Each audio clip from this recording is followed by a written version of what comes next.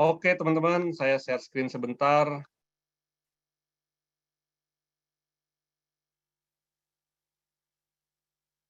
Oke, selamat datang di acara ILC. ILC adalah Community Level Up Club, di mana ini adalah acara kita setiap hari Kamis 19.30 WIB. Ya. Dan buat teman-teman, buat yang belum tahu nih, apa sih iCommunity itu? Ya, iCommunity itu adalah sebuah platform ya, sebuah platform komunitas pebisnis dan profesional. Ya, nah buat yang belum kenal nih, perkenalkan, nama saya Juanda Rovelim. Saat ini saya adalah founder dari Kafling Solusi Digital. Kafling Solusi Digital adalah sebuah digital marketing agency yang menangani social media management dan social media campaign dari perusahaan-perusahaan. Saya juga CMO dari PT Karya Anak Milenial Indonesia. Ini adalah usaha saya di bidang food and beverage.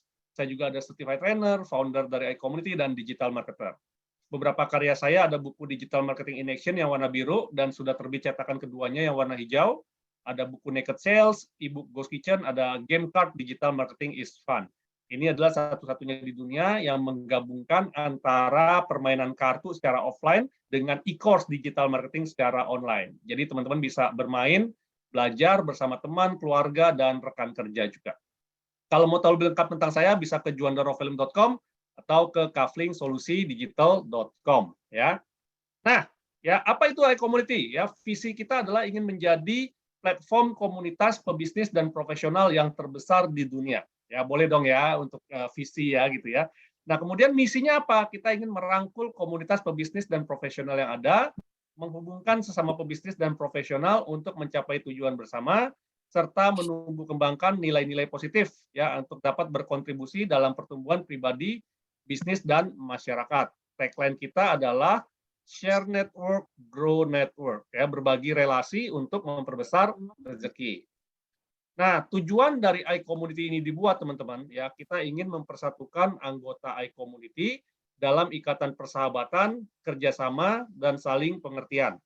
Mengembangkan semangat kolaborasi antar anggota, menanamkan nilai positif dalam dunia bisnis dan profesional, serta membangun platform bagi komunitas pebisnis dan profesional untuk belajar, bertumbuh, dan berkembang melalui learning resources, business matching, dan referral. Nah, tentu saja di dalam sebuah komunitas kita memiliki kode etik. Kode etik ini adalah kami adalah para pebisnis dan profesional yang bekerja keras, bekerja pintar, dan bekerja sama. Kami mengedepankan nama baik dalam melakukan usaha dan mengutamakan kolaborasi antar sesama anggota, tanpa menjadikan anggota lain sebagai target jualan ataupun berkompetisi dengan tidak sehat. Kami sadar bahwa dengan berbagi relasi, maka akan memperbesar rezeki bersama. Karena itu, kami siap untuk berbagi relasi atas dasar saling mendukung. Kami berperilaku positif dalam berkomunitas, melakukan segala aktivitas dengan berlandaskan niat baik. Dan apabila kami melanggar kode etik ini, kami bersedia ditegur, diperingatkan, bahkan diberikan sanksi. Nah, itu adalah sekilas tentang tujuan dan kode etik dari iCommunity, teman-teman. Hari ini kita ingin mendengarkan suatu sharing yang sangat luar biasa, ya, mengenai fenomena turnover. Ya, kalau tadi kita lihat, kok banyak sekali sih ya milenial nih khususnya nih ya, kok gampang banget gitu ya keluar masuk perusahaan seperti itu. Nah, bagaimana menghadapinya? Kita ingin mendengarkan satu sharing ya dari seorang yang luar biasa. Beliau adalah director ya, HR Director, Human Resource Director dari PT NPH ya, dan juga penulis buku Millennial dan Turnover ya. Beliau juga merupakan salah satu dari Go Vokasi ya. Kita sambut Bapak Sony Tan. Kasih tepuk tangan teman-teman. Silakan Pak Sony. Ya, terima kasih Pak Juanda. Selamat malam teman-teman semua.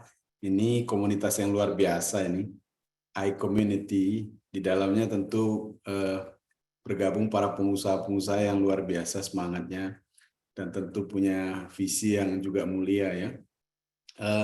Saya kebetulan diundang dan merasa terhormat bisa sharing di forum ini, dan kebetulan topik yang kita mau bicarakan, kita mau sharingkan adalah tentang fenomena turnover. Saya boleh share screen ya Pak Juanda ya? Bisa Pak, silakan.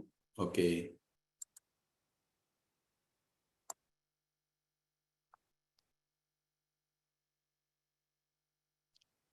Oke, apakah udah muncul screen saya? Sudah, Pak. Udah ya? Oke. Nah, kalau kita lihat tadi pengantarnya tentang musik ya, musik tentang millennials itu sebenarnya eh, lucu kedengarannya, tapi sebenarnya itu nyelekit ya. Kelompok milenial sendiri mengkritisi millennials. Kalau kemarin-kemarin, kira-kira 10 tahun yang lalu, yang terjadi kelompok X, generasi X mengkritisi millennials. Sekarang bukan cuma millennials yang sebagian mengkritisi millennials, tapi Gen Z, Zenial yang di bawahnya, generasi di bawahnya itu juga mulai mengkritisi millennials. Jadi kalau kita mau lihat sebenarnya mereka ini bisa dibilang korban dari marketing ya sebenarnya. Mereka yang nggak tahu apa-apa tiba-tiba dijadikan brand yang begitu hebat gitu. Sebenarnya kalau kita lihat generasi ke generasi sebenarnya sama saja. Ya tadi Pak Juanda udah sampaikan, saya memang menulis buku tentang millennial and turnover. Jadi malam ini kita mau sharing, sebagian itu adalah dari buku saya sebenarnya. Saya coba, oke, apakah slide saya berubah Pak Juanda? Yes, Pak, betul. Oke. Nah, kalau kita ngobrol tentang dunia HR ya, Bapak Ibu, eh, masalah klasiknya cuma dua, attracting dan retaining. Jadi attracting susah nyari orang bagus, retaining susah mempertahankan orang bagus, kira-kira begitu. Itu masalah klasik dari 30 tahun yang lalu. Nah, tapi yang bikin mumet orang HR hari-hari ini, itu ada 3 hal. Ini berdasarkan pengalaman, berdasarkan hasil ngobrol-ngobrol sama banyak praktisi, dan berdasarkan riset terakhir saya waktu saya bikin tesis. Pertama, ini masalah yang paling krusial sekarang, employee turnover-nya tinggi. Jadi kalau turnover inventory yang tinggi, wah orang finance-nya happy itu. Artinya jualannya banyak. Tapi kalau employee turnover-nya yang tinggi, nah ini masalah nih. Karena ada konsekuensi dari employee turnover yang tinggi itu. Ada banyak, bukan cuma ujungnya tetap ke urusan uang, tapi ada hal-hal lain, misalnya reputasi dan lain-lainnya. Lalu masalah kedua adalah karyawan berhenti mendadak. Jadi kalau dulu orang sangat patuh pada one man notice, sekarang itu mereka udah nggak peduli itu. Mau berhenti, berhenti aja. Banyak kasus hari ini merasa nggak nyaman, besok, Pak, saya berhenti. Udah, berhenti aja gitu. Nah, ada lagi masalah lain. Orang HR biasanya mumet nih kena yang satu ini. Udah capek-capek nyortir lamaran, surat lamaran, udah confirm ke orangnya, iya saya datang, oke saya diundang tes, oke saya datang. Nggak datang dan nggak kasih kabar. Jadi ini problem yang paling umum sebenarnya kita hadapin sekarang di dunia HR. Nah, kalau kita lihat lebih dalam, kenapa employee turnover tinggi? Penyebabnya cuma dua, ada dua faktor. Satu ada push factor, karena harapan tidak sesuai dengan kenyataan. Di setiap kali saya sharing dengan kelas-kelas anak-anak muda yang sedang mencari kerja atau yang sedang membangun karir, saya selalu bilang sama mereka, jangan terlalu mikirkan bahwa bekerja itu sangat ideal. Nyari bos atasan yang ideal, nyari perusahaan yang ideal, gini-gini. Yang ideal itu mungkin tidak lebih dari 10%. Jadi siapkan mental bahwa bekerja itu nggak akan dapatkan yang ideal. Kalau dapat tuh nasibnya hokinya bagus banget. Tapi jangan masang target bahwa semuanya ideal atau mayoritas ideal. Nanti kecewa. Itu yang terjadi sebenarnya. Mereka banyak membaca, banyak tahu, tapi nggak tahu bagaimana untuk menjadi ideal. Jadi saya biasa challenge anak-anak muda ini, oke, di luar sana pasti ada atasan yang ideal, tapi siapkan diri Anda untuk menjadi bawahan yang ideal. Baru minta atasan yang ideal. Gitu. Jadi ada push factor. Lalu ada kedua, pull factor. Pull factor itu nggak bisa kita hindari. Push factor itu bisa kita benahi, bisa kita perkecil, bisa kita kurangi, minimize. Karena itu under our control as a management. Tetapi kalau pull factor, itu nggak bisa kita lawan, nggak bisa kita cegah. Mereka punya email yang bisa diakses oleh para pedagang tenaga profesional, para headhunter, jobs apa namanya yang seperti online recruiter dan lain-lain. Sekali mereka masuk di sana database-nya, maka dia menjadi komoditas. Jadi kalau si job headhunter itu mau dapat komisi, ya didagangkanlah orang-orang ini. Jadi kalau sudah 6 bulan misalnya dikirim email, halo, are you happy with your current job? There's an opportunity, good challenge for you, bla bla bla gitulah. Itu nggak bisa kita hindarin. Itu keniscayaan masa kini. Jadi kalau kita masuk lebih jauh ke dalam, kita bisa lihat kenapa ada push factor. Apa yang kira-kira menjadi penyebab push factor itu? Yang pertama, hubungan dengan atasan tidak harmonis. Ini penting banget. Ini paling banyak masalah yang dihadapi. Atasan sama bawahnya enggak harmonis gitu. Kerja tuh kayak ya nggak berantem aja udah syukur gitu. Seolah-olah hubungan atasan bawahan tuh sekedar atasan dan bawahan, padahal enggak. Jadi anak-anak muda terutama itu pengen atasan yang ya ideal tuh yang gaul, yang bisa mengerti teknologi macam-macam lah ya. Tapi hubungan ini sangat dipengaruhi oleh komunikasi. Jadi kalau komunikasi tersendat, nah itu masalah tuh. Itu menjadi push factor. Gue nggak bisa ngomong sama bos gue nih katanya. Gaptek, udah gaptek, jadul banget lagi gitu. Apa-apa minta email. Gue chatting aja nggak mau deh. Minta email mulu, email gitu. Atau suasana kerja nggak nyaman. Konflik berkepanjangan karena sistem kita nggak siap. Sistem kita nggak kita desain dengan SOP yang fix gitu ya. Kalau terjadi sesuatu dengan cepat kita tahu siapa yang harus bertanggung jawab. Nah, kalau tidak ada SOP yang jelas, terjadi masalah yang ada saling tuding. Nggak ada solusi. Nah, itu membuat suasana nggak nyaman. Nah, itu juga menjadi push factor sebenarnya. Lalu, beda value. Jadi perusahaan punya value seperti apa, si karyawan tiba-tiba bisa punya value yang berbeda. Nggak nyaman tuh. Kok perusahaan sekarang begini ya? Ini kok bisnis, tapi kok bisnis memeras orang ya? Kok ini sekarang udah nggak memperhatikan kode etik ya? Oh, macam-macam deh. Value-nya beda, itu membuat dia nggak nyaman. Dia akan keluar. Itu push factor. Atau ada orang yang merasa, kok saya udah bertahun-tahun di sini, karir saya nggak maju-maju. Dia lupa, majunya karir bukan tergantung perusahaan saja, tapi juga tergantung dirinya sendiri. Nah, itu bisa juga membuat orang merasa nggak nyaman. Itu. Nah, kalau yang di paling bawah ini tergoda bujuk rayu headhunter, itu karena pull factor tadi. Headhunter 6 bulan sekali rajin kirim-kirim email gitu, menggoda, membujuk. Itu memang berat. Ya. Jadi itu kadang-kadang iman saja pun bisa goyah akibat bujukan headhunter itu. Nah, tadi yang kedua, karyawan berhenti mendadak. Nah, ini karena biasanya suasana kerja sudah sangat tidak nyaman. Itu biasanya karena ada rasa sakit, hati, kecewa, dendam pada atasan. Jadi, orang yang berhenti mendadak, biasanya karena dia marah sekali sama atasannya, sakit hati pada atasan. Ekspresinya kayak orang-orang gitu. Begitu dia bisa keluar dari perusahaan, happy dia. Loncat kegirangan, lepas beban gua nggak lagi ketemu sama orang aneh yang satu ini, kira-kira begitu. Ya.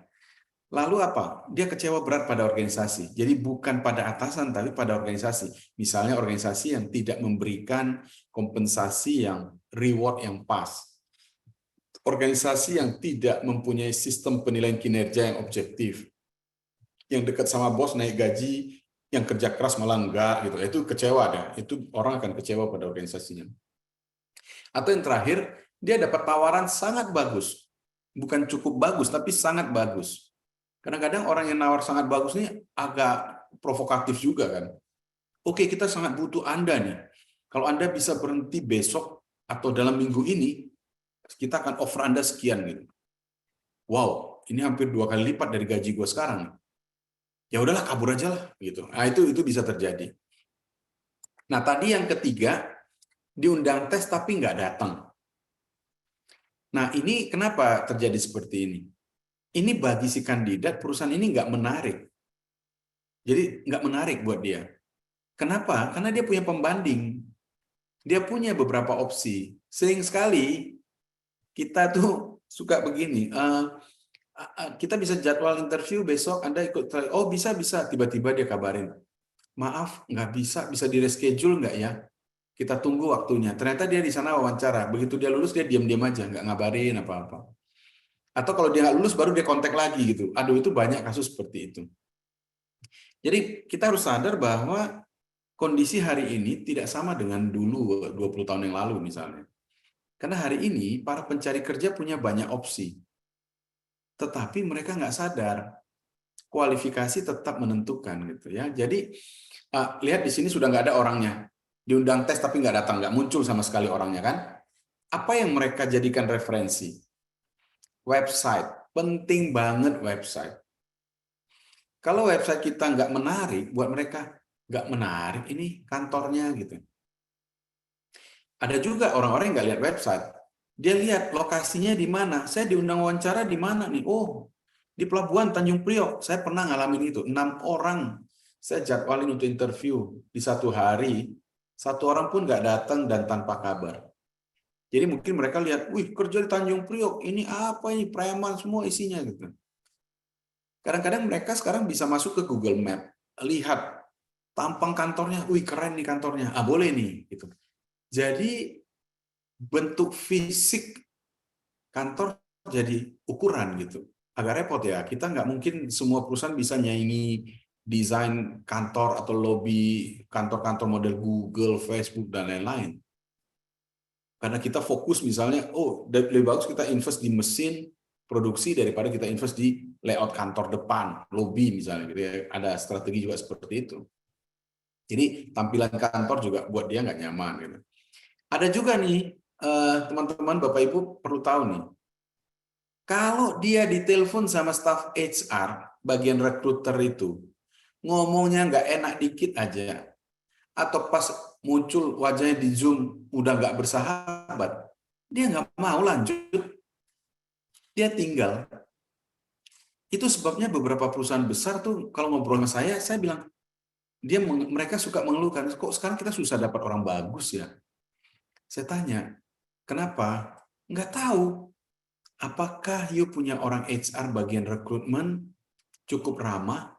Nah, itu memang agak ketus orangnya. Yes. Satu kemungkinan ada di sana. Bayangkan orang HR, sekarang kalau telepon kandidat, halo, iya, kan kamu melamar ya kemarin ya, iya. Bisa datang wawancara besok? Besok hari apa? Besok hari Kamis jam 10. Waduh Kak, saya udah punya jadwal. Jadi kamu nggak bisa? Nggak bisa ya sudah. Kalau gitu modelnya bakal banyak sekali orang bagus nggak gabung sama kita. Karena mereka merasa HR, yang bagian rekrutmen itu mewakili company. Jadi kalau itunya saja sudah begitu, seisi perusahaan isinya begitu semua tuh. Gitu. Nah, ada juga yang merasa kok ribet banget proses rekrutmennya ya. Belum apa-apa, udah minta data sebanyak ini segambreng. Mending nggak usah, nggak mau ikut gitu. Ini dialami oleh perusahaan-perusahaan besar yang umurnya sudah kadang-kadang 40 tahun, 50 tahun. Karena proses rekrutmennya sangat baku. Ambil contoh. Kalau dulu kita biasa banget, ada proses rekrutmen ditanya, nama bapak, nama ibu, saudara-saudara, semua alamat, tinggal, tanggal lahir mereka, di mana, apa pekerjaannya. Itu semua umum. Dulu umum banget. Untuk anak-anak sekarang, ngapain naik bapak gua? Ngapain nanya-nanya ibu gua? Karena dulu masih ada nuansa-nuansa litsus. Apa tuh litsus tuh? Penelitian khusus, bersih lingkungan, macam-macam itu puluhan tahun yang lalu ada. Tapi sekarang untuk mereka ribet amat sih. Kebetulan kalau saudaranya ada 6, dia nulis 6 baris gitu, dia udah nggak ikut lagi gitu. Nah, yang terakhir karena dia ada opsi lain, itu membuat dia nggak datang. Nah, jadi kita nanti akan masuk di Q&A lebih banyak. Saya hanya memberikan pengantar saja. Karena kalau kita bicara tentang dunia HR, problem HR, itu mungkin 2 hari 2 malam belum selesai itu, karena ada banyak sekali. Ini sebagai pengantar diskusi saja. Pertanyaannya, apakah biaya manpower kita meningkat dalam 5 tahun terakhir? Hampir semua perusahaan bilang yes. Karena biaya rekrutmen dan biaya training meningkat dalam 5 tahun ini. Karena turnover-nya tinggi. Setelah turnover, artinya ada orang baru masuk, baru kita rekrut, belum setahun udah berhenti. Kita harus merekrut lagi. Belum setahun udah berhenti lagi. Itu bayangkan, biaya rekrutmen dan biaya pelatihan itu besar banget gitu. Nah, tapi impact-nya yang lain adalah, apakah produktivitas pekerja menurun dalam 5 tahun? Iya, karena orang-orang yang punya expert, punya keahlian, kalau itu yang pergi, maka kita akan merasa banget kehilangan. Produktivitas kita terganggu. Kualitas kerja tim mungkin akan terpengaruh. Komplain banyak. Orang-orang baru belum siap menggantikan orang lama. Orang lama begitu masuk yang baru udah mulai merasa disingkirkan, tidak dihargai, sakit hati, dan lain-lain. Itu yang terjadi bolak-balik di perusahaan kita saat ini. Oke, mungkin itu sebagai pengantar, Bapak Ibu, teman-teman, Pak Juanda. Jadi dari sini mungkin kita bisa berdiskusi kalau ada pertanyaan, Pak.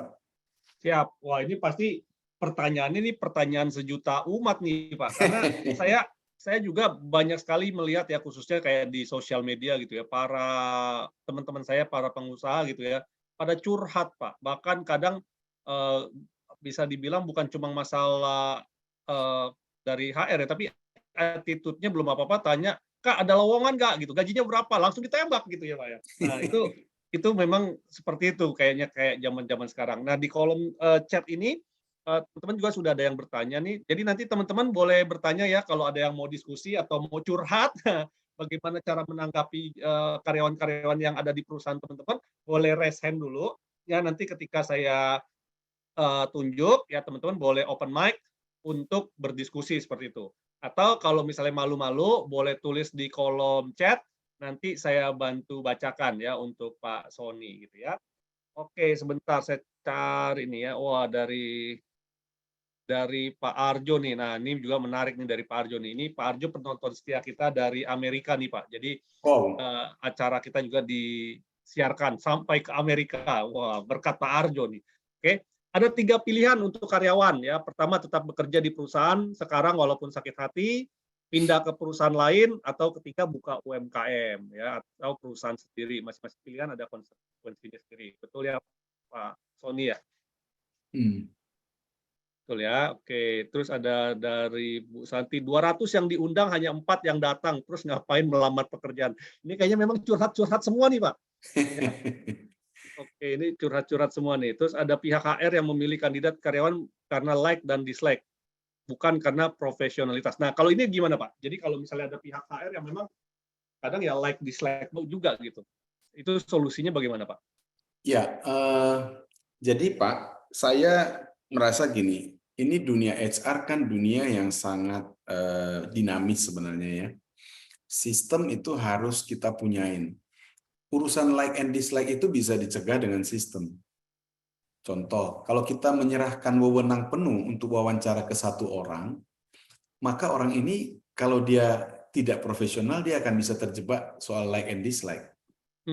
Tapi kalau sistem kita membuat wawancara bertahap, berjenjang, atau wawancara panel gitu, kita bisa berargumentasi kenapa orang ini direkrut, kenapa tidak orang itu misalnya ya. Dan sebenarnya ketika kita sebagai pemimpin perusahaan itu melihat orang-orang yang direkrut, itu kita tahu kok kualitas rekruternya seperti apa.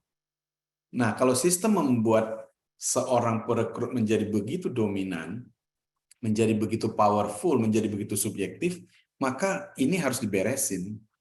Itu harus diberesin. Pertama, kebijakan tentang rekrutmen misalnya. Kita harus set dari awal bahwa kita tidak boleh membedakan apa, suku, agama, ras, gender. Itu prinsip pertama. Ya. Yang kedua misalnya, kita tidak boleh membedakan orang dari ijazah saja misalnya. Ya kan? Ya. Karena ada banyak sekali sekarang ini terbukti orang yang ijazah dengan IP bagus ternyata bekerjanya kalah dibanding orang yang ijazahnya tidak sebagus orang IP tinggi. Jadi harus ada kriteria atau kebijakan-kebijakan yang membuat semua kandidat secara umum punya peluang yang sama untuk kita rekrut. Agak beda kalau misalnya saya merekrut orang, saya prioritaskan lokasi kerja. Karena pengalaman saya, sekarang ini turnover tinggi salah satu penyebabnya karena jarak rumah ke tempat kerja jauh. Jadi setiap rekrutmen kami sekarang melokalisir berapa radius kira-kira dari tempat tinggalnya. Kalau dia naik motor maksimum berapa jam. Kalau dia naik mobil maksimum berapa jam untuk mencapai kantor. Kalau terlalu jauh kita akan nego, apakah Anda akan tinggal pindah kos dekat kantor, dekat perusahaan, atau oh nggak bisa Pak, saya tinggal di Pondok Mertua Indah misalnya. Ya itu sudah, kita lebih bagus jangan rekrut dari awal. Ya.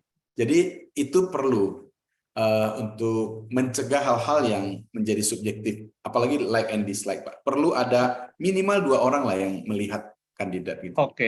Nah ini juga pertanyaan sejuta umat nih Pak. Ini saya banyak ketemu rekan-rekan pengusaha. Ini salah satunya Pak Dharma. Pak Dharma itu punya perusahaan di bidang desain interior, terus juga itu. Nah cari karyawan yang sesuai keinginan perusahaan sulit ya. Sedangkan pengangguran tuh banyak sekali. Orang-orang yang pengen cari kerja bilang lowongannya sulit gitu. Nah itu ketemunya di mana tuh Pak? Ya, kadang perusahaan bilang cari talent sulit, sedangkan karyawan bilang cari lowongan kerja sulit. Padahal kan dua-duanya saling pengen gitu ya. Nah itu gimana Pak? Ini dari pandangan HR Pak. Jadi gini Pak, kalau kita cari karyawan seperti kita itu luar biasa sulit. Jadi pertama jangan cari karyawan seperti kita. Nggak ada di dunia mungkin Pak orang seperti kita. Karena kita punya kriteria tinggi karena kita menjalaninya. Tapi kalau kita cari karyawan seperti kita sulit. Kalau mau cari karyawan, carilah karyawan seperti anak kita. Jadi kalau yang udah seusia saya Pak, mau cari karyawan saya lihat anak saya. Iya anak saya memang nggak disiplin. Ya itu karyawannya. Model gitu yang akan kita ketemu. Saya lihat anak saya, waduh pinter, tapi males. Yang akan dapat yang begitu tuh, yang kayak anak saya itu. Jadi kalau saya cari karyawan seperti saya, sekarang udah berat banget Pak, udah nggak ada. Tapi kalau saya cari karyawan seperti anak saya, cerdas, multitasking, tapi sisi lain dia malas, berargumentasinya kuat, ya masih jalan rebahan terus gitu. Itu banyak Pak. Nah, sekarang terus mau gimana kita? Yang tersedia di pasar ya memang anak-anak seperti itu. Generasinya seperti itu. Jadi perlu ada jembatan. Jembatannya ini apa? Kita siapkan pelatihan dasar buat mereka. Jadi kalau kita dapat anak-anak yang berpotensi, baru kita siapkan pelatihan dasar buat mereka. Kalau kita berharap dapat anak yang sudah jadi, itu mungkin 1 di antara 100 atau 1 di antara 50 deh. Kalau mau cari karyawan yang benar-benar sudah jadi. Yang terjadi adalah kita merekrut karyawan karena melihat potensi, tapi di dalamnya kita gojlok. Jadi mulai dari 3 bulan pertama udah kita brainwash dulu di dalam standar kita seperti apa, cara kerja kita apa, perilaku seperti apa yang kita mau gitu. Jadi kalau kita paksakan apa kriteria kita, memang kita agak frustasi tuh, akan sulit kita. Gitu. Jadi kita yang beradaptasi gitu Pak ya. Ya, jadi perlu ada media perantara, ada apa namanya, ada kawah di depan itu ya untuk membentuk mereka seperti yang kita mau. Nah, itu sebenarnya Pak. Nah ini mungkin menjawab pertanyaan Pak Riyadin ini pengusaha sal ini, susu kedelai ya. Kalau saya malah masih sedang cari HR-nya justru ya, HR-nya yang masih belum ketemu nih, karena udah 3 kali rekrut, tapi paling lama 2 bulan udah out. Nah, gimana nih tipsnya kalau kita masih cari sendiri, Pak? Oke, Pak, memang cari HR, orang HR itu sulit ya. Kita cari yang murah, tidak berkualitas. Kita cari yang bagus, tidak sanggup kita bayar. Kita masih mulai gitu ya.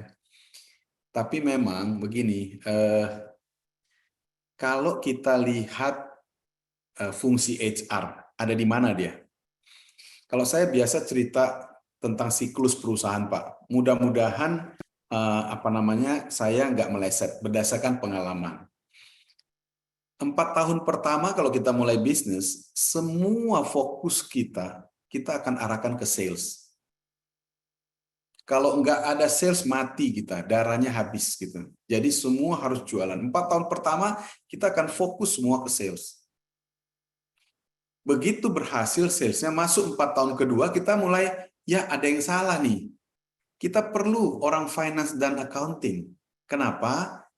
Kita mulai perlu ada laporan yang bagus supaya bisa dapat kredit bank, terus pajak kita nggak digetok sama orang pajak, laporan kita bagus gitu. Oh, kita harus cari orang finance accounting yang jago. Itu gampang dapatnya. Umumkan saja di iklan, bayarannya tinggi, orang finance accounting datang antri. 4 tahun ketiga, setelah jalan 8 tahun, kita mulai pusing. Ini orang udah banyak nih. Udah mulai berantem kiri kanan, antar divisi udah mulai saling sikut-sikut nih. Karena kita nggak rapikan organisasinya. Perusahaannya berkembang, tapi organisasinya nggak kita kembangkan gitu. Nah, itu kerjaannya orang HR, namanya organization development. Oh, kita baru sadar, ini kayak kita perlu orang HR nih. Kita udah jalan 8 tahun, kita perlu orang HR yang bagus. Bukan sekedar ngurusin bayar gaji. Kita perlu orang-orang HR yang mikirin bagaimana merekrut orang dengan tepat, bagaimana mempertahankan orang yang bagus, bagaimana mengembangkan mereka gitu, macam-macam gitu ya. Kita mulai mikir mau nyari orang HR. Di situ baru kita sadar, kacau nih, nggak segampang cari orang finance accounting.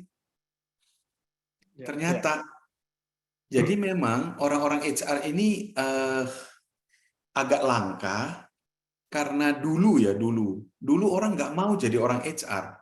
Karena syaratnya orang HR adalah background-nya harus sarjana hukum. Kenapa? Supaya kalau mecat orang tuh menang di pengadilan. Nah, disiapkan orang HR untuk mecat orang, itu dulu. Satu waktu memang begitu.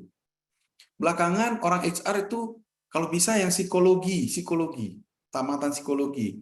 Karena bisa lihat orang, ngetes orang, dan lain-lain. Belakangan, orang HR kalau bisa jangan yang background-nya orang psikologi, hukum, dan lain-lain, sumber daya manusia. Cari orang yang aneh-aneh. Karena ngelola orang ternyata nggak boleh dengan pakem-pakem standar lagi. Ngelola orang harus dengan kreativitas. Teman saya jadi orang HR, dia sarjana elektro. Memang dia bikin terobosan banyak yang aneh-aneh dan ternyata begitu memang maunya. Jadi contoh, ini teman-teman kalau ada orang HR di sini pasti tahu ya. Kalau disuruh supply supir untuk direksi, kita paling pusing tuh. Apalagi kalau direksinya yang waduh banyak nuntutnya gitu. Teman saya ini dapat permintaan untuk supply untuk direksinya orang bule. Dia pikir daripada gua mikir capek-capek buka rekrutmen, tes ini itu, dia minta waktu sama atasannya ini, bosnya ini, saya minta waktu yuk kira-kira setengah hari katanya. Oke, dia cari Bluebird. Dia cari Bluebird, taksi yang bagus. Terus dia masuk di Bluebird itu. Jalan sampai dia suruh ke bandara. Di perjalanan dia tanya, "Are you okay with this guy?" Nyetirnya, enggak, terlalu ngebut gini-gini. Oke, balik. Pulang dari bandara cari lagi Bluebird yang lain. Sampai kantor, ini oke nih. Ini safe gini-gini. Oke. Mati-matian dia approach tuh supir sampai dapat. Jadi supir direksi. Itu cara berpikir yang nggak normal. Cara berpikir nggak biasa gitu. Tapi dia udah mikir kalau dia rekrut orang, buka iklan, seleksi ini, itu, dapat yang bagus, tetap nggak ketemu sama bosnya, belum tentu cocok gitu. Jadi cara-cara berpikir seperti ini yang dibutuhkan sekarang. Jadi memang kalau ditanya hari ini bagaimana cara kita mencari orang HR, ada komunitas HR. Ada komunitas HR. Dulu saya chairman di Indonesia CHRP, Certified Human Resources Professional. Saya chairman di sana 6 tahun. Kita selalu banyak bicara cerita-cerita tentang dunia HR ini. Tapi memang fungsi orang HR itu menjadi sulit ketika dia harus menjadi pemain tengah. Dia harus menjadi apa ya? Menjadi orang tengah yang mikirkan kepentingan pebisnisnya, pengusahanya dengan kepentingan karyawan. Di situ yang paling sulit tuh. Jadi memang perlu kita pahami semuanya apa sekarang kebutuhan karyawan, apa kebutuhannya perusahaan. Saya kalau di Oke. kantor gampang, Pak, karena banyak yang bantu, banyak yang. Tapi saya juga bikin kafe satu, saya punya kafe, karyawannya nggak banyak. Tapi pada saat saya harus mengatur orang, saya sebagai pemilik tuh, waduh, ini kenapa jadi begini? Karena kadang kita jengkel nih. Udah gue kasih kerjaan, lu masih belagu lagi gak? Itu emosinya pemilik di situ. Waktu saya di kantor, saya nggak bisa pakai emosi yang sama seperti pemilik. Jadi lebih kalem itu ya. Itu mungkin plus minusnya Pak Juanda. Oke. Nah, mungkin di sini juga ada Pak Steven nih ya dari GoVokasi ya, founder dari GoVokasi. Nah, waktu itu saya juga merasa takjub ya dengan startup yang dibangun oleh Pak Steven, bilang kalau perusahaannya masih nggak punya orang HR atau mungkin perusahaannya masih solo fighter, nggak usah hire orang HR, ada GoVokasi. Nah, kita pengen tahu GoVokasi itu apa sih? Nah, mungkin Steven boleh jelasin nih itu GoVokasi ini dan bagaimana GoVo bisa bantu para pengusaha-pengusaha yang memang sekarang mungkin dicari HR yang nggak dapet nih kayak Pak Riyadin nih. Ya, ya, oke, oke, thank you Pak Juanda, thank you waktunya. Well, basically GoVokasi itu ya saya bangun bersama partner saya di sini ada Pak Sonitan. Beliau memang advisor di GoVokasi juga, makanya kita banyak menerapkan pengalaman yang sudah 30 tahun lebih dialami untuk kita mencari, melatih dan mengembangkan orang-orang di GoVokasi. Untuk gampangnya GoVokasi itu we provide and train high quality interns nih, Bro Juanda. Jadi kita memang fokusnya we are training and coaching ya, sebenarnya kita bukan perusahaan outsourcing. Jadi kita mencari membantu anak-anak undergrad, mahasiswa seperti fresh graduate yang butuh tempat magang nih, di mana kita berikan mereka kesempatan untuk magang untuk membangun portfolio mereka sesuai dengan strength-nya mereka. Jadi tujuannya mereka membangun portfolio di situ. Nah, satu sisi lagi kita membantu perusahaan nih, kita menjadi teman perusahaan untuk mereka mendapatkan high quality interns. Nah, tapi pertanyaannya kenapa interns? Karena sebenarnya intern itu sekarang mereka lebih mudah dibentuk dan dengan budget yang lebih sesuai untuk keadaan perusahaan sekarang. Dan yang terpenting kami juga nggak langsung kasih 300 orang langsung 300 orang nih Bro Juanda. Kami melakukan namanya CTC, kami melakukan kurasi. Jadi kami cek dulu nih sesuai nggak dengan kebutuhan kalian, sesuai dengan kebutuhan perusahaan.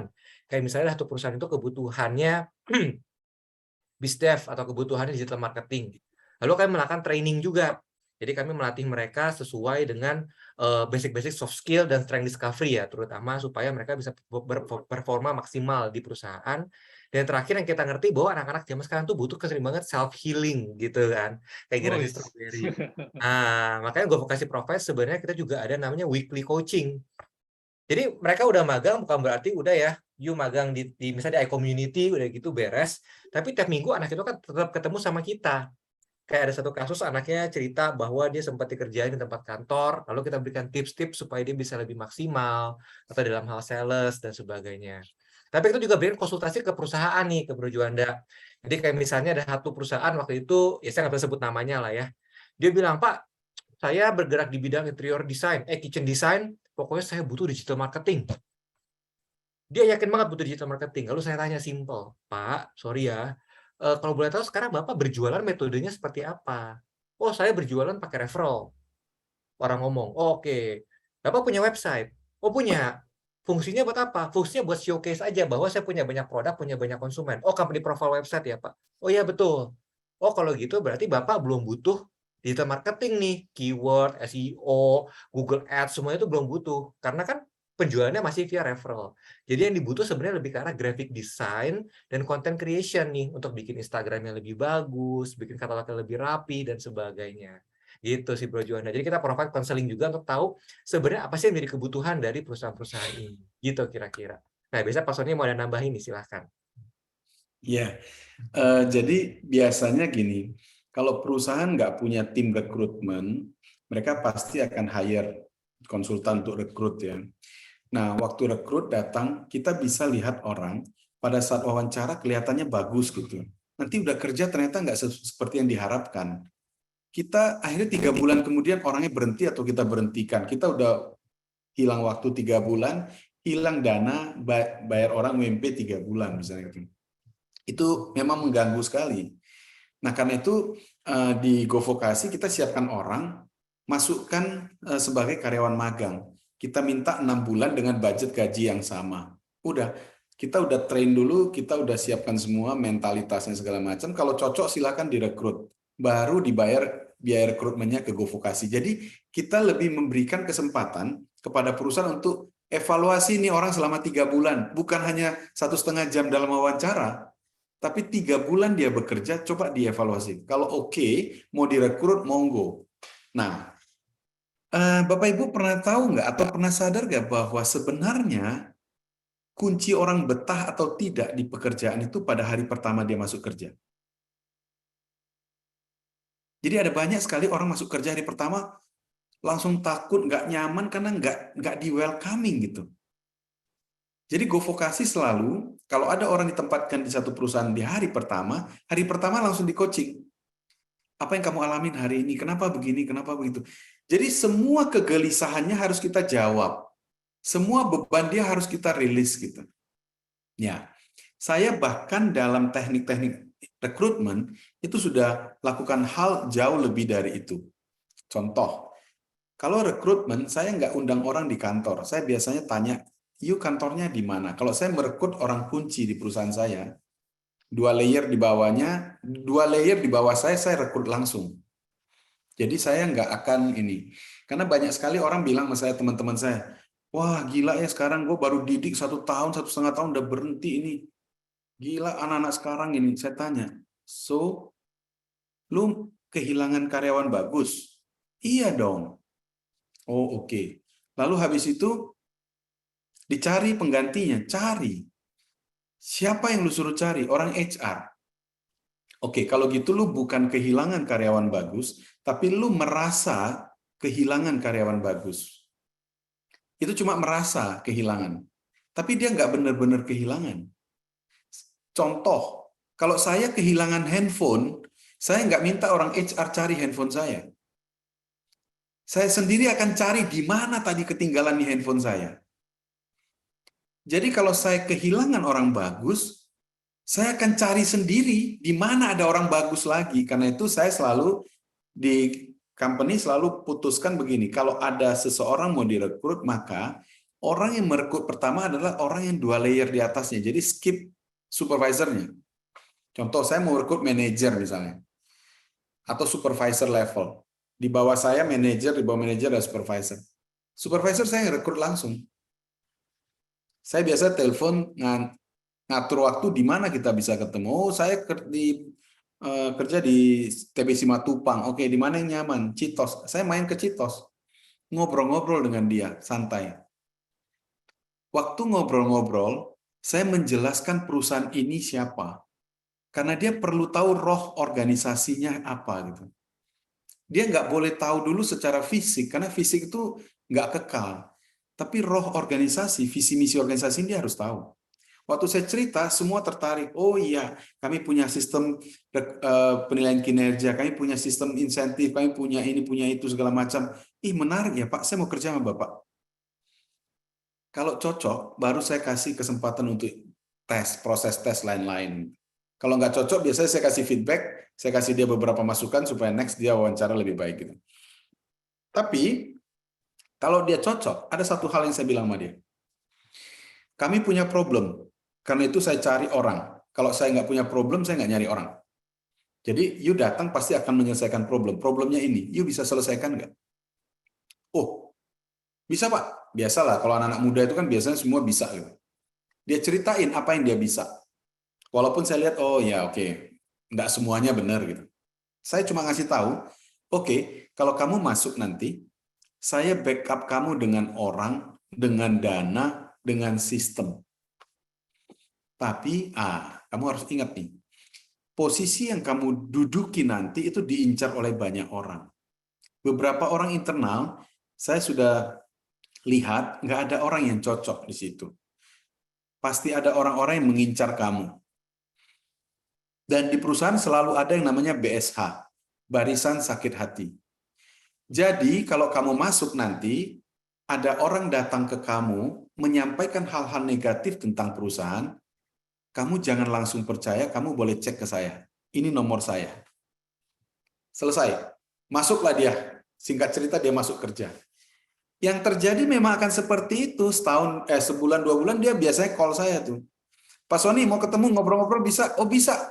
Ingat sekarang tugasnya direksi adalah ngopi-ngopi sama karyawan. Itu bagian dari tugasnya CEO. Ngopi-ngopi sama karyawan. Kalau enggak karyawannya kabur.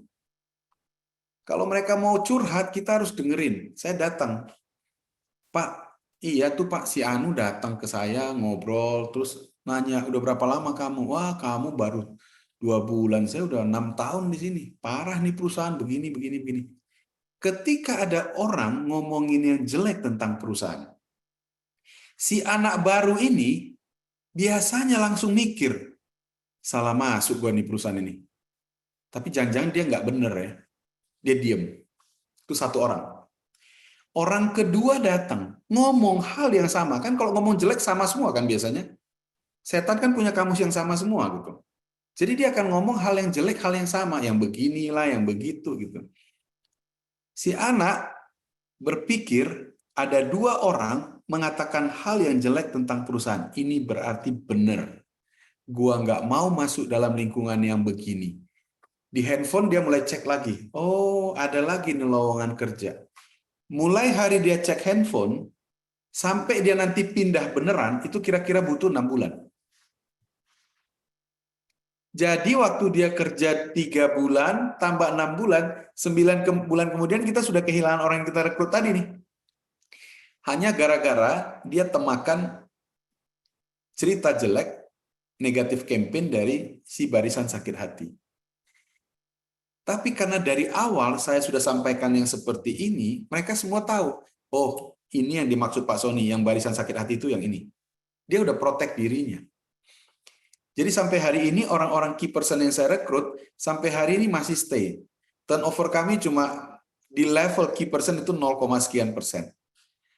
Karena orang-orang ini perlu jaminan itu, perlu proteksi itu, perlu akses ke kita langsung. Kalau ada hal-hal yang dia ragukan gitu.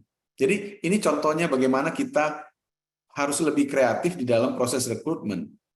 Kalau bukan rekrutmen key person, mungkin tadi yang Steve promosikan, serahkan pada GoVokasi. Begitu Pak Juanda. Masih ke-mute, Pak.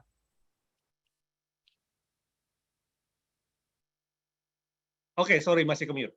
Ada pertanyaan lagi nih Pak dari Pak Ahmad Rifai. Ya, strategi retention karyawan milenial apa ya Pak? Perlukah atasannya di training leadership? Nah, itu gimana? Oh ya, oke. Jadi kalau kita bilang cara meretain karyawan milenial, sebenarnya more or less sama dengan yang lain.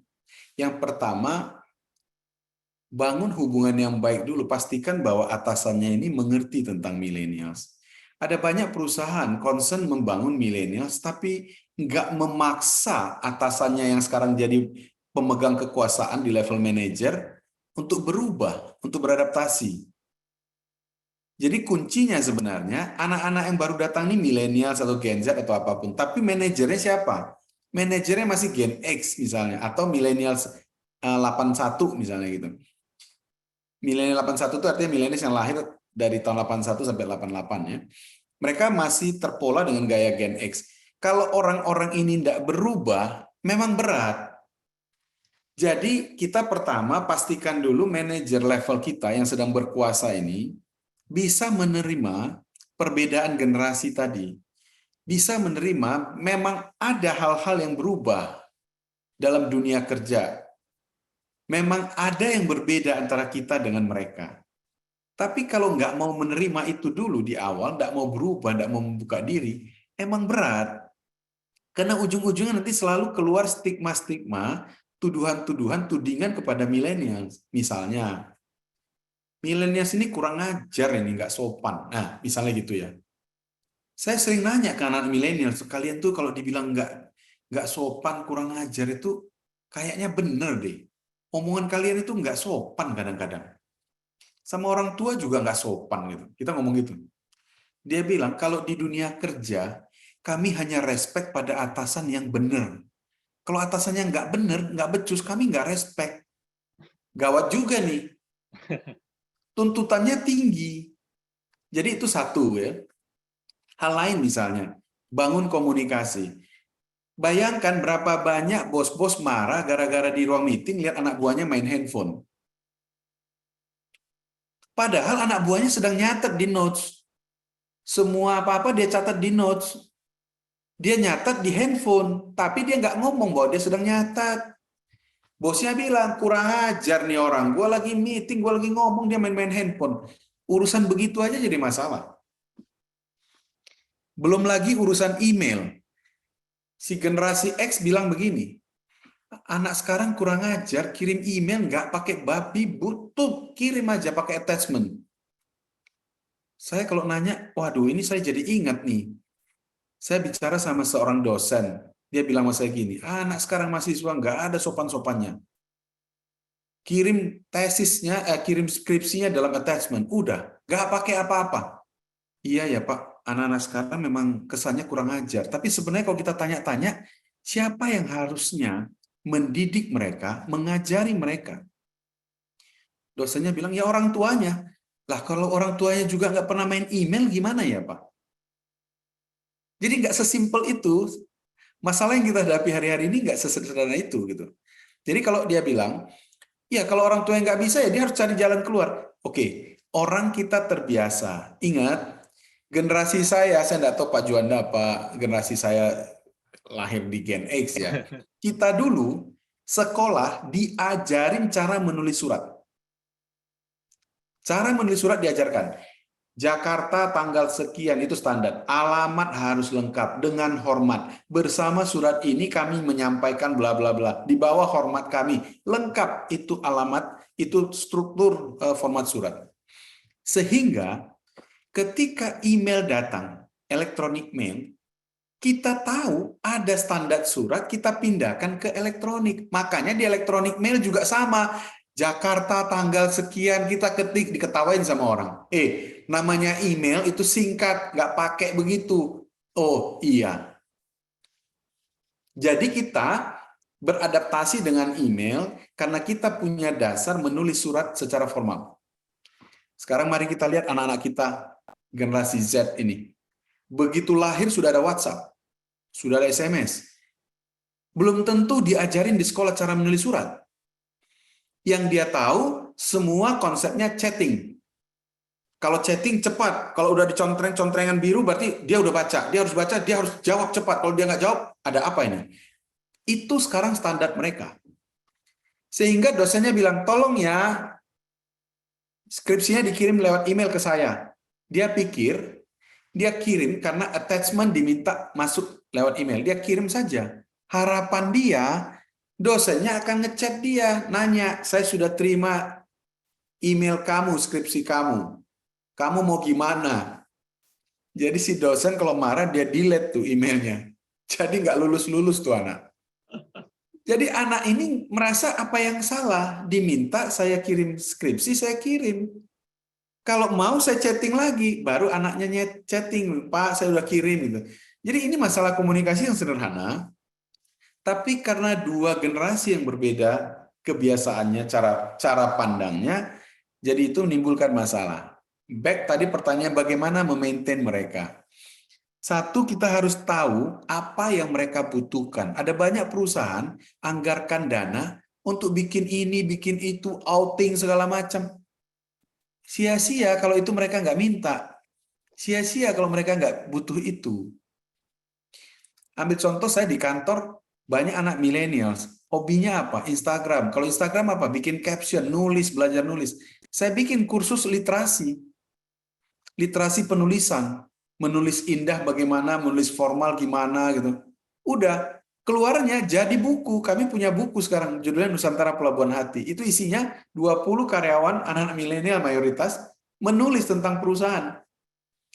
Mereka senang banget. Wih, dapat kesempatan belajar literasi, bukunya diterbitkan Gramedia, dijual di Gramedia, itu yang mereka butuh. Daripada kita kasih budget besar, ayo mari kita family gathering.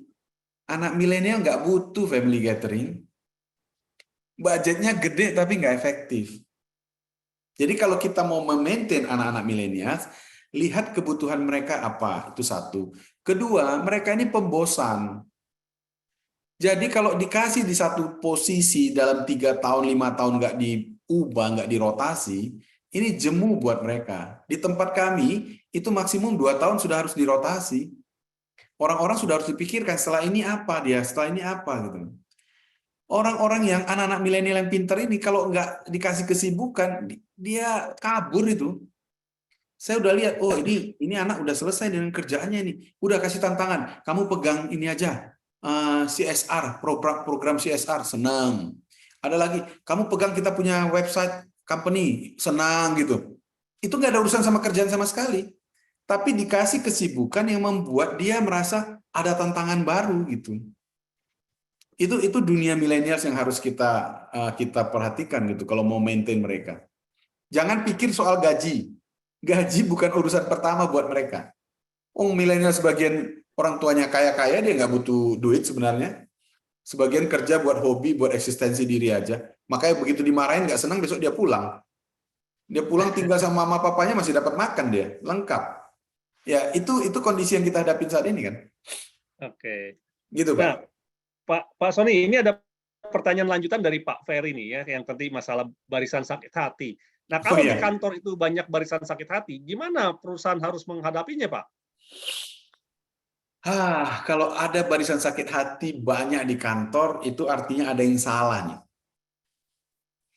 Kalau saya selalu bilang, konsentrasi kita pertama harusnya adalah di organisasi, itu tentang komunikasi.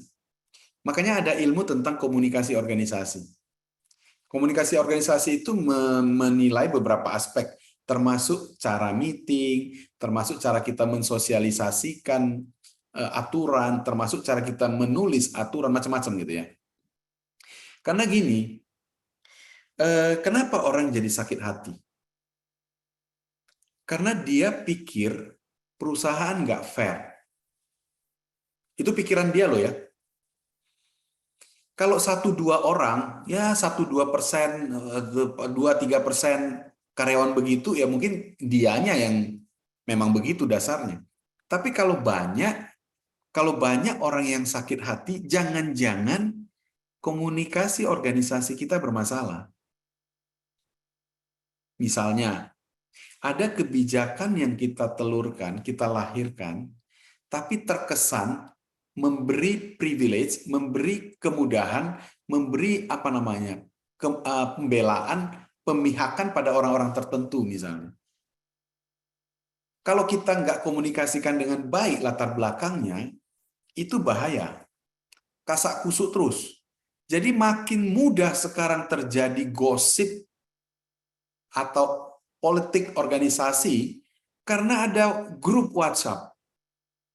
Karena ada grup gitu, tempat bergibah gitu, tempat ngumpul opini gitu.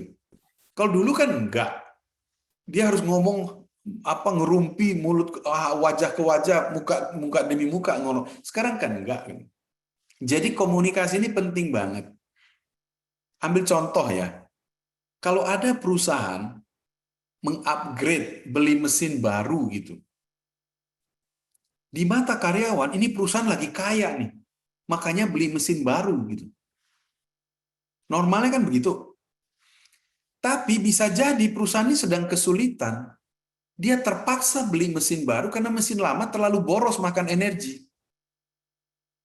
Jadi nggak bisa bersaing lagi, cost-nya tinggi karena energi cost-nya mahal. Mesin baru energi cost-nya murah.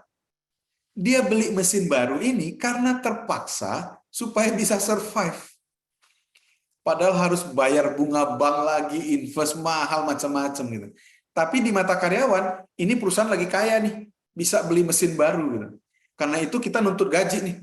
Nuntut gaji lebih tinggi, nuntut bonus gede. Pusing perusahaannya. Tapi kalau perusahaan bisa menjelaskan ini kepada karyawannya, bahwa kita beli mesin ini bukan karena lagi banyak duit, tapi karena kita terpaksa membeli. Kalau nggak, kita nggak bisa bersaing. Kalau kita nggak bersaing, kita mati, gitu. Si karyawan kan akan, oh begitu ceritanya. Oh ya, masuk akal gitu. Jadi saya lebih melihat faktor komunikasi organisasi ini sebenarnya inti problem kalau terjadi barisan sakit hati yang banyak. Gitu. Oke, berarti intinya Gitu, Pak. komunikasi ya, teman-teman ya, Ya. selesaikan dengan komunikasi. Kita masih ada waktu sampai berapa lama nih, Pak Sony, kalau boleh tahu? Kita sih kalau Bebas, kalau malam begini Oke. saya free, Pak. Oke, nah ini kita selesaikan beberapa pertanyaan ya. Ada dari Pak Yogi Seru Gunawan nih. Selamat malam Pak, saya izin bertanya Pak. Dalam segi perekrutan perusahaan, saya selaku HR membuat sistem screening untuk mengkomparasi kecakapan atau kesesuaian pencari kerja dan dengan kebutuhan perusahaan. Apakah salah jika itu membutuhkan waktu atau ya udah ambil aja deh yang telah daftar dan nanti baru kita latih kembali gitu. Oke.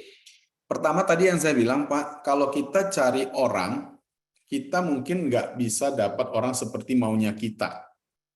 Bahasa saya tadi, kita akan sulit cari orang seperti kita atau seperti maunya kita. Biasanya pasti ada kurang-kurangnya dikit gitu. Jadi kalau tadi Pak Yogi bilang, yang sudah ngelamar, udah kita ambil dari sana aja. Kalau nggak cocok gimana? Padahal ada sisi lain, dibuat komparasi, ini kebutuhan perusahaan seperti ini, kita nyarinya maunya seperti apa. Oke, tentu kalau kita bisa dapat karyawan yang mirip atau mendekati yang kita mau itu paling bagus. Sering terjadi kita nggak tahu nyari di mana. Itu masalahnya.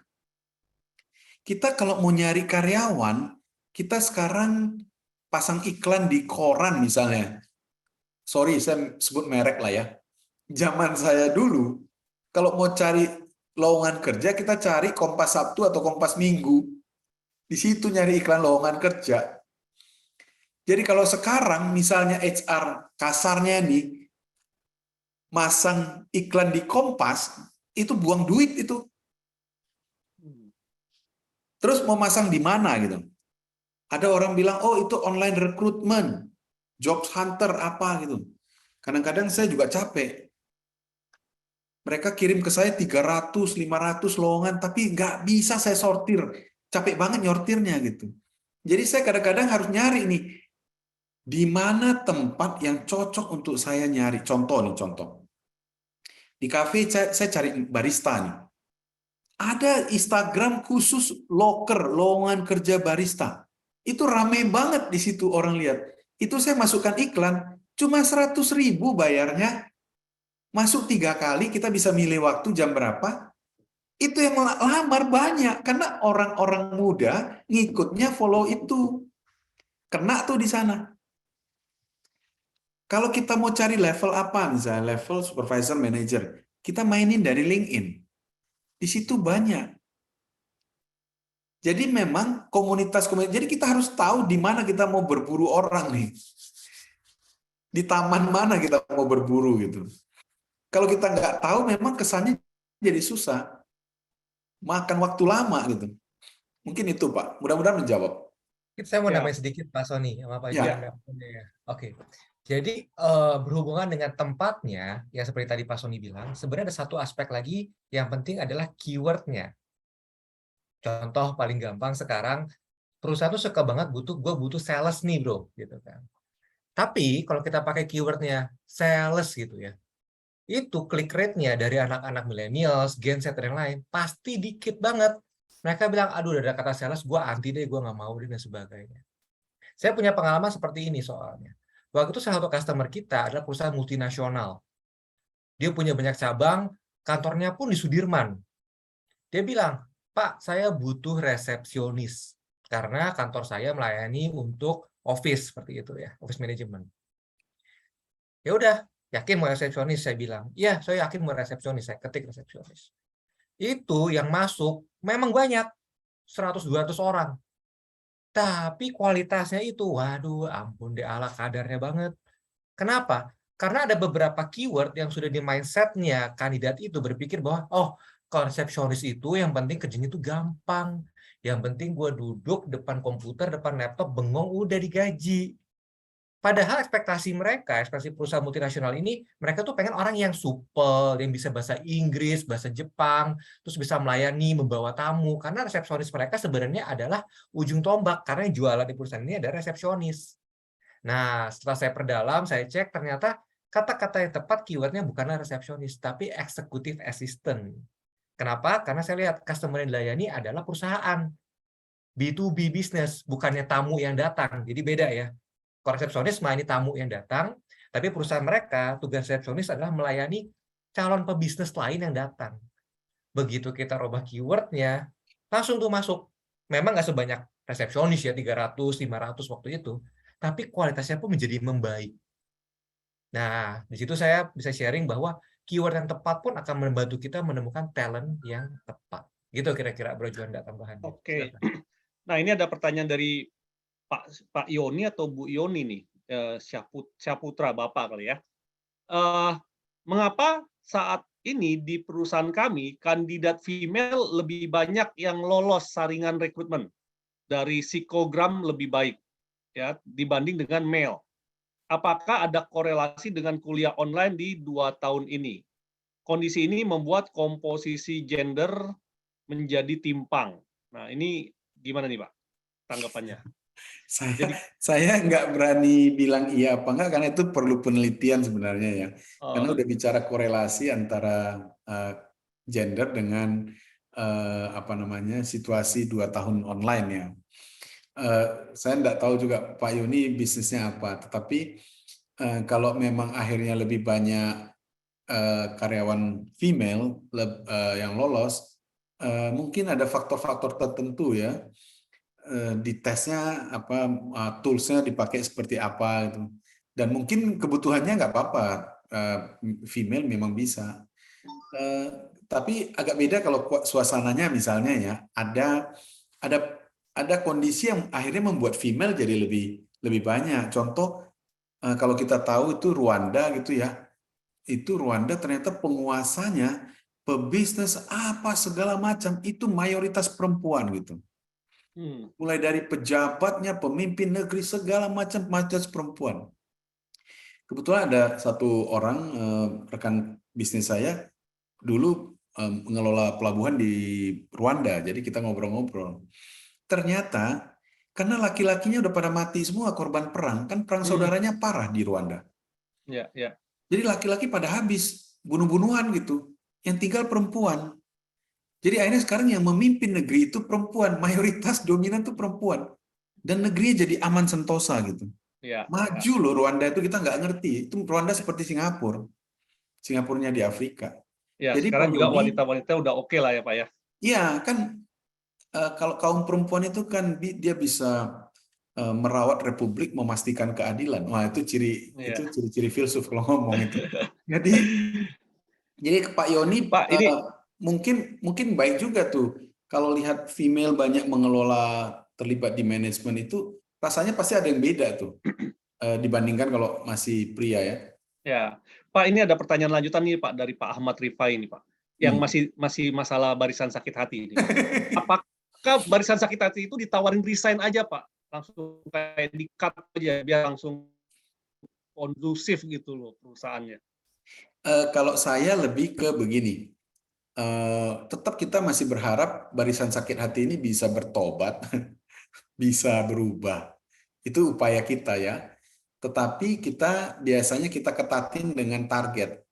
Jadi biasanya sistemnya jelas, target KPI-nya jelas. Kalau dia nggak bisa penuhin karena dia sakit hati, pikirannya kan mau marah aja tuh. Kalau dia punya anak buahnya juga komplain ke dia, anak buahnya juga memberikan kritik.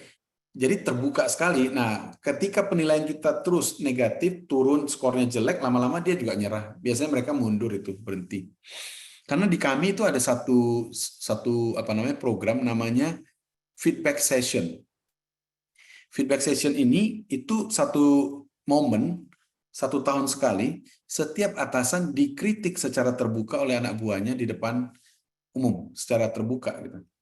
Jadi kita tahu persis apa perasaan anak buah terhadap dia gitu. Jadi kalau ada bos yang barisan sakit hati, biasanya kan nyinyir, ngedumel gitu ya, terus pokoknya ngomongnya nggak enak.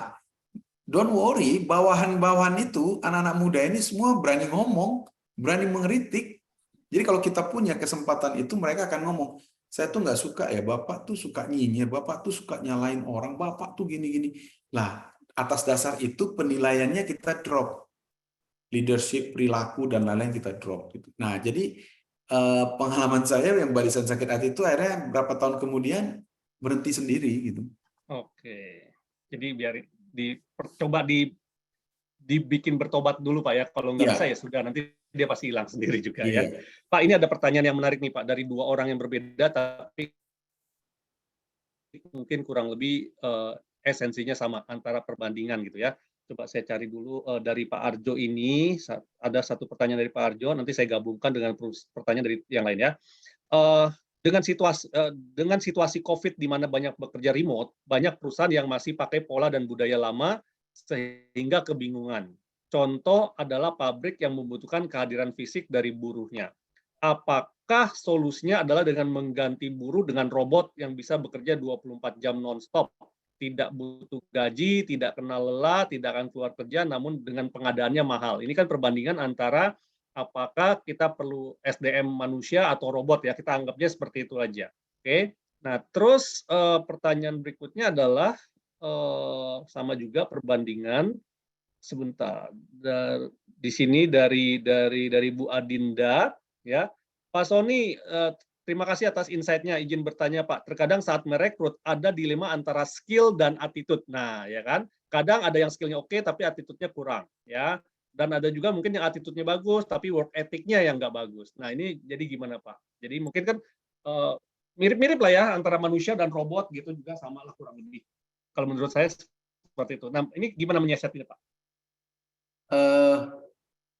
Kalau saya selalu melihat begini, kadang-kadang tidak semua situasi di negara maju dengan teknologi robot dan lain-lain tepat 100% diterapkan di negara seperti kita nih, contoh. Karena bagaimanapun kita tetap kalau bisa masih ada lapangan kerja tanpa harus mengorbankan hal-hal lain, saya pikir itu lebih baik. Karena saya agak khawatir melihat ke depan ini. Bayangkan supir taksi nggak ada lagi karena semua pakai mobil self-driving gitu. Terus orang-orang yang punya skill jadi supir taksi tadi mau kemana mereka? Kita sudah lihat bagaimana orang-orang yang dulu penjaga tiket di mall-mall gitu ya. Setiap kali ada gate, ada orang. Mereka 4 orang kalau bekerja 3 shift. Kalau enggak 3 orang bekerja 2 shift gitu. Di pintu masuk 1, di pintu keluar 1. Terus sekarang tiba-tiba di pintu masuk nggak ada orang, di pintu keluar nggak ada orang, digantikan kamera gitu. Saya tetap pikir kalau kita bisa ciptakan lapangan kerja, nggak mesti juga kita ganti ke robot. Mungkin ada teknologi tertentu misalnya yang harus menggunakan robot, misalnya pabrik mobil, itu sebagian besar tuh dikuasai robot, fine, nggak apa-apa. Tapi kalau hal-hal tertentu yang masih bisa elektronik, yang masih mungkin ada orang, oke. Kan problemnya adalah satu, ngurus orang ini setengah mati. Kalau mesin gua pencet jalan sendiri, orang gua pencet ngamuk-ngamuk gitu kan. Jadi problemnya adalah memang banyak orang frustasi mengurusin orang. Karena apa? Karena memang tidak mudah, diperlukan keterampilan seni khusus mengurusin orang. Orang HR tuh nggak enak. Saya selalu bilang sama orang-orang HR saya, orang HR ini kalau sampai kerjanya nggak benar, dia orang pertama yang masuk neraka. Loh, kok bisa Pak? Iya, karena orang pada dasarnya bekerja semua karena terpaksa. Termasuk saya bekerja terpaksa. Oh, tapi Bapak happy? Enggak, saya terpaksa kerja. Kalau ada orang mau ngasih duit sama saya, tiap bulan gitu yang mencukupi hidup saya nggak mau kerja. Ngapain juga kerja? Capek-capek. Jadi saya kerja karena terpaksa gitu. Nah, kalau orang-orang yang pergi ke tempat kerja karena terpaksa, sampai di tempat kerja, stres gara-gara teman kerjanya nggak benar, atasannya nggak benar, suasananya nggak kondusif, orang HR nggak lakukan sesuatu, maka orang HR-nya dimasuk neraka. Tapi sebaliknya ada kesempatan buat orang HR masuk surga pertama kali. Karena dia bangun sistem, dia ciptakan suasana, dia bikin aturan. Jadi orang yang tadi terpaksa datang ke tempat kerja ternyata enak juga di sini. Ketemu atasan yang baik, ketemu teman kerja yang kooperatif, sistemnya bagus gini. Oh, happy juga saya kerja di sini. Yang tadinya terpaksa jadi happy kerja. Itu tuh orang HR-nya masuk surga tuh. Jadi kalau tadi apakah robot menggantikan manusia? Saya kok merasa kalau nggak terpaksa jangan deh, jangan. Kita masih tetap perlu, orang tetap perlu kita berikan lapangan kerja, tapi kita harus terus upgrade kemampuan kita, skill kita, seni kita mengelola orang. Itu. Ya, kalau yang skill dan attitude itu gimana Pak? Mana yang kita lebih utamakan Pak? Yang kita lebih okein lah gitu ya. Oke. Kalau skill kita butuh untuk jangka pendek, attitude kita butuh untuk jangka panjang. Jadi kalau hari ini kita ditanya, kita butuh karyawan ini untuk jangka panjang atau jangka pendek. Kalau untuk 1 bulan, 2 bulan, 1 tahun, ambil skillnya dulu deh, attitude-nya bilang apa-apa. Paling kita keluarkan SP 1, 2, 3, sebelum itu dia udah keluar kali, kalau attitude-nya jelek. Tapi untuk jangka panjang kita perlu attitude. Kenapa? Attitude ini akan mempengaruhi orang lain gitu. Kalau seorang yang kelakuannya buruk, ketemu atasan yang nggak tegas, itu akan bikin timnya rusak. Satu atasan yang buruk karena nggak berani mengambil tindakan pada karyawan yang bermasalah, itu bisa bubarin satu tim loh. Jadi kalau saya tetap attitude-nya penting. Masalahnya, nggak 100% kita bisa mendetek attitude orang pada saat kita rekrut. Kelihatan baik-baik, begitu sampai di dalam, ternyata keras kepala banget nih anak, misalnya gitu. Makanya sekarang, sosial media, akun sosial media itu menjadi sumber informasi yang bagus untuk orang-orang HR. Dia cari akun sosial media, dia lihat, oh ternyata di Facebooknya maki-maki orang terus nih. Oh, jangan direkrut orang begini nih. Ya kan? Apa-apa dikit maki-maki, nyinyirin. Mulai dari presiden, menteri, segala macam dia nyinyirin gitu. Wah, orang ini ya sudah, jangan dipakai dulu, jangan diterima, cari yang lain aja. Jadi memang attitude itu penting banget. Kalau menurut saya, kalau kita mau lihat jangka panjang, kita pilih yang attitude bagus. Oke.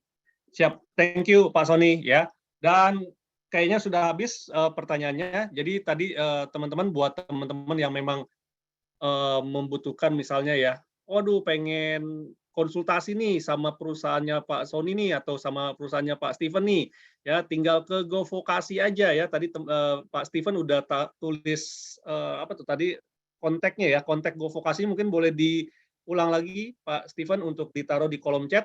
Jadi buat teman-temannya yang membutuhkan mungkin, aduh pengen curhat-curhat atau pengen diskusi gitu ya sama Pak Sony sama Pak Steven mengenai HR ataupun mengenai perekrutan karyawan ataupun pengen ngerekrut karyawan baru, nah bisa konsultasi dulu deh sama Pak Steven dan Pak Sony seperti itu ya. Dan sebelum saya mengakhiri pertemuan kita pada malam hari ini, ada beberapa buah pengumuman yang mungkin bisa berguna buat teman-teman. Sebentar saya lanjutkan.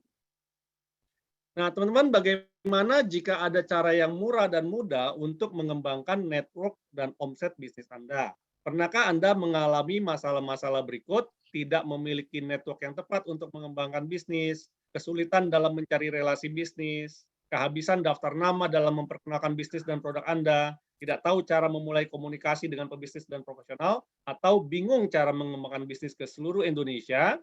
Nah, jika Anda pernah mengalami masalah-masalah di atas, maka Anda tidak perlu bersedih, karena Anda tidak sendirian. Sebab masalah di atas terjadi pada sebagian besar pebisnis. Dan jika Anda sudah melakukan segala macam upaya, seperti misalnya ikut seminar motivasi, ikut kelas workshop, ikut berbagai macam komunitas, ikut berbagai macam event, ikut berbagai macam bazar, tetapi belum bisa menyelesaikan masalah Anda, maka Anda wajib mencoba cara yang satu ini. yaitu adalah berkolaborasi, berbagi relasi untuk memperbesar rezeki. Karena apa yang Anda lakukan saat ini mungkin baik untuk pertumbuhan diri atau bisnis Anda sendiri. Tetapi untuk bisnis Anda bisa besar, Anda butuh berkolaborasi dengan sebanyak mungkin rekan bisnis. Nah, memperkenalkan iCommunity, ini adalah komunitas dan platform digital tempat para pebisnis dan berinteraksi dan berkolaborasi bagi kemajuan bisnisnya. 3 alasan kenapa Anda perlu join di dalam iCommunity ini. Yang pertama adalah valuable community, yang kedua adalah quality leads, dan yang ketiga adalah low cost. Kenapa kita sebut sebagai valuable community? Karena di sini teman-teman akan mendapatkan akses networking, akses learning, dan akses berkontribusi. Sedangkan quality leads, teman-teman bisa mendapatkan leads customer baru, leads reseller baru, ataupun leads customer retention. Sedangkan low cost, di sini teman-teman tidak perlu biaya iklan karena kita bekerja dari word of mouth serta konten-konten premium untuk upgrade skill. Nah, bagaimana iCommunity membantu Anda untuk berkolaborasi dengan sesama pebisnis dan profesional? Kita punya 6 kegiatan teman-teman yang teman-teman bisa ikuti, kebanyakan gratis event-event kita, ya. Yang pertama adalah iCommunity Level Up Club atau kita sebut dengan ILC. Ini adalah event mingguan untuk belajar dan saling berkenalan untuk seluruh anggota dan umum. Ya, buat teman-teman boleh di-book jadwalnya setahun ke depan ya, setiap hari Kamis 19.30 selalu menggunakan link Zoom yang sama ya. Jadi nggak perlu ada notifikasi lagi. Teman-teman, Kamis 19.30 klik aja linknya. Bisa di star message buat diklik setiap hari Minggu ya. Setiap minggu hari Kamis 19.30 WIB. Kemudian setelah itu ada iCommunity Business Matching, ini adalah event business meeting rutin untuk saling mengenal bisnis sesama anggota. Dan untuk mendapatkan hasil maksimal, meeting hanya diikuti maksimal 10-15 peserta saja. Kemudian ada one-on-one meeting, di mana ini adalah penjajakan antara member untuk saling berkolaborasi. Kemudian ada iCommunity Refer a Business, di mana sesama anggota saling mereferensikan bisnis anggota lainnya ke jaringan masing-masing sebagai bentuk kolaborasi bersama. Kemudian kita punya iCommunity Company Visit dan iCommunity Business Summit. Ya, itu adalah 6 kegiatan. Nah, jadi hari ini teman-teman sudah mengikuti ILC, saya ajak teman-teman untuk ikut lagi ya iCommunity Business Matching. Nanti ikut juga iCommunity One-on-One Meeting serta mereferensikan bisnis sesama anggota yang ada di dalam iCommunity. Dan kalau teman-teman mengikuti ini secara kontinu, saya yakin teman-teman bisnisnya akan profit luar biasa. Dan proses ini bisa diulang terus-menerus. Ya. Nah, gimana cara mengikuti iCommunity Business Matching? Teman-teman tinggal ke website kita di www.icommunity.id. Nanti di sana ada menu cari meeting. Ya, nanti tampilannya akan seperti ini. Teman-teman tinggal klik join meeting. Seperti itu. Ya, dan free teman-teman. Oke. Nah, ini contohnya, jadi dari member ya 10 sampai 15 orang saja, kita saling berkenalan, saling cari tahu ya bisnis masing-masing apa, dan kita juga bisa cari tahu di mana kita bisa saling berkolaborasinya. Oke. Nah, ini adalah one-on-one meeting di mana kita bisa ngobrol sesama member tuh ya. Kalau saya punya tagline adalah semua diselesaikan di meja makan. Jadi ya saya menggendut di sini gitu ya. Jadi setiap kali ketemu makan, setiap kali ketemu makan gitu ya. Nah, dan tidak lupa juga follow ya Instagram iCommunity yaitu di iCommunity Official ya untuk mendapatkan tips, materi-materi, artikel-artikel serta jadwal-jadwal kegiatan yang ada di iCommunity serta jangan lupa juga subscribe YouTube-nya iCommunity.id. Dan thank you teman-teman ya. Untuk menutup sesi kita pada malam hari ini, kita boleh foto bersama, boleh di open kamera. Wah, siapa Sony? Kita makan-makan habis ini, Pak. Oke ya. Kita boleh foto bersama dulu teman-teman. Yang bisa open kamera, silakan open kamera. Kita akan foto bersama mungkin. Dari Delisa juga mungkin boleh dibantu foto pertamanya atau dari Bevin. Oke, sudah semua?